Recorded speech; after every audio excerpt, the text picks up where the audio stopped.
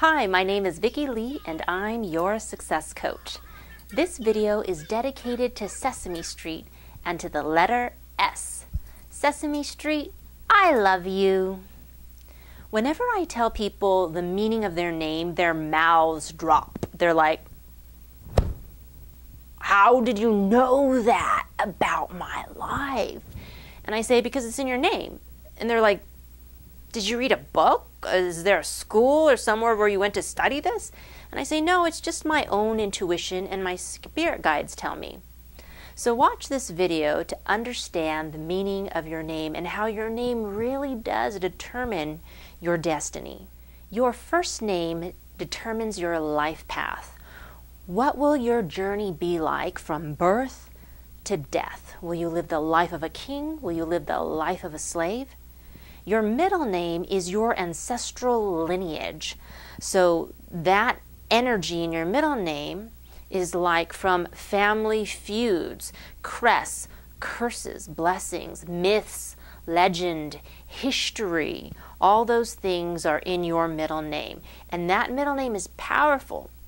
It can destroy you, and it is responsible for both the good luck and the bad luck in your life. Your last name is your mommy and daddy, so whatever your parents did not complete in their own life, you have to complete in your own life because it's stuck in your last name. So for example, if your last name is Beethoven and your grandfather died a penniless musician, and then your father died an even more penniless musician, then you can't move on with your life until you conduct an opera at the Metropolitan. Each letter of your name has a meaning, most significantly the first letter of your name. And how you spell your name matters, because the way you spell your name or the way the letters are combined together could make or break your success, determine whether or not you're able to lose weight or have a relationship. And each of the letters of your name can fight with one another. For example, T's and I's don't get along well together because T is dominant and I is autonomy. But other letters harmonize and they go perfectly well together, like L's and O's, because L is love and O, just like a zero, if you put it behind anything, it increases the energy of whatever is in front of it tenfold. Similarly, your first name can compete or conflict with your last name, or it can harmonize together like music. So you can't really just up and name your daughter some wonder drug name that sounds gorgeous and beautiful, because diamonds are wonderful, but if you sprinkle them on top of chocolate ice cream, your kid's going to choke to death. So you see this all the time in families where everything would have just gone hunky-dory if the father and the son had the same destiny. That's why often you name your child the same name as the father, like John the Second, John the Third, because you don't want to change the karma, because karma is in the name. So for example, like the Baskin-Robbins family, which owns the largest chain of ice cream stores in America, their son, John, hates ice cream. He's the best-selling author of these health food diets. I would have told him, don't name the son John, don't do that. If they had watched this video, they would know that they named their son the name of an ice cream hater. Many people attempt to change their name or spell their name differently, but you will experience bad luck until you change your name back to its original version. I know, it's not fair, but the reason is because when you were born, the stars lined up in a particular configuration and synchronized with the letters of your name to plan your destiny and to design your life path. So you can rearrange the letters of your name, but you cannot rearrange the stars. When you finally accept that the moment you were born, life was perfect, your destiny was perfect, the stars were lined up perfectly, and all you have to do is line up with the perfection of your given name. And suddenly you will see your life take on an unexpected and wondrous shape. Now, there are people who can successfully change their name, but changing your name, remember, it's like changing your destiny. So if you can change your destiny, then go ahead, do it. But it's extremely traumatic. You're playing God there a little bit. It requires almost like a death and a rebirth. So somebody who can change their name successfully without mucking it up is somebody who has undergone so much, like they battled cancer, had 4 limbs amputated, and went through a sex change and came out of it unscathed and perfect and beautiful and won the Nobel Peace Prize. And when they walk down the street, even their own mother can't recognize them. That's an example of somebody who can probably change their name because their destiny has changed so dramatically. What about women who get married and they want to change their maiden name to their married name? Well, when you get married, it's a sacred contract. So you already changed your destiny. Now you're just reflecting your name. You're changing your name to reflect that. And so that's okay. That will line up. But be aware of how your first and middle name combines with your new last name, because it can either work for or against you. So all the letters of your name have a vibration. And these vibrations either go together, they harmonize, or they don't. So think of every letter like an instrument, and your whole name together is like a little quartet or a music band. So a trombone might not go very well with a flute, but a piano and a cello, that's darling together. How about a piano, cello, violin, and a viola?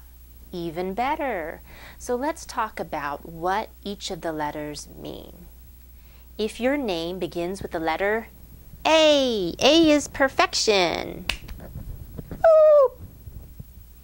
Too many A's, doubles A's or triple A's, is too much perfection, which will work against you because you are a perfectionist and you don't even try because you're not going to be number 1.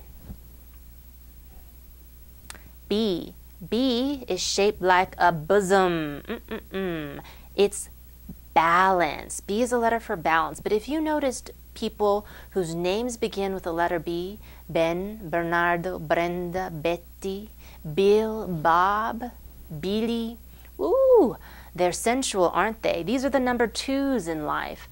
They're not going to be CEO or president. They are going to be the vice president. They're going to be the woman behind the man behind the woman, the greatest support of your life because they're loyal and they're also very sensual, very like loving and touchy. They're wonderful. B's are great, but too many B's and you get infidelity. D is a letter for ego. For example, Dan, the man, right? Big man on campus, you the guy. That's right. People whose names begin with the letter D are the, right? Yeah. E is a letter for energy. Ellen, Eric's, you know, Eli's. They have a lot of energy. They're always on the go. They like sports. G stands for money and Gwyneth, right?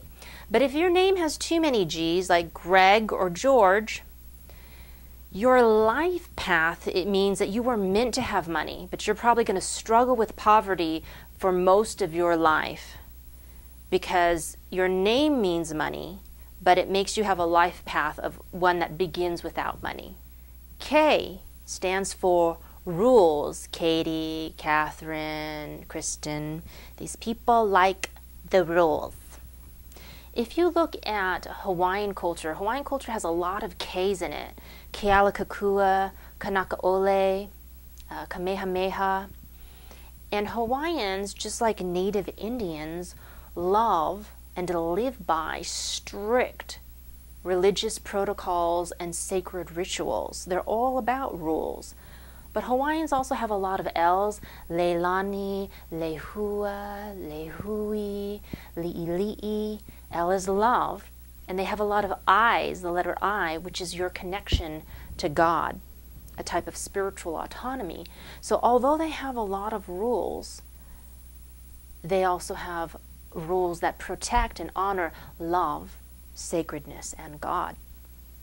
Now let's look at another culture. Let's look at Persian culture. Because Persian culture, their names have a lot of A's and Z's, which are the extremes of the alphabet. The beginning, birth, and the end, the very end, death. So you have Azadeh, you have Zora, Zirim, Zira, you know, you have all these names with A's and Z's. So that culture has a lot of flourish, woo, beauty and destruction, a lot of conflict and drama. It's the soap operas of the alphabet. Now let's look at Chinese culture. Look at their names. Huang, Long, Mong, Chong. You know, it's a lot of O's and U's with an N. N is worry. And then you don't just have the worry. You have like an O that increases the worry. Or you have a U, which is like a chalice or a cup, which holds the energy of the worry. So the worry can't even drain out of the name. So if you notice, Chinese parents criticize relentlessly their children. They worry. They're worry words. That's why I did not name my children Chinese names. By the way, my children are cats. Because I didn't want them to worry, so I gave them Arabic names, see? Smart.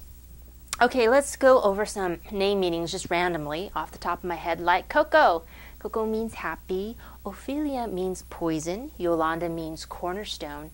David actually means pain, which is the same thing as beauty. I know it's weird, but in the next video I'll explain that his life path is meant to have beauty, but his name actually means pain. Michael means leader. Tammy means sacrifice. Emmanuel means sender. Magal means server. Fernanda means faith. And Leo means alone. Like King of the Jungle, the one.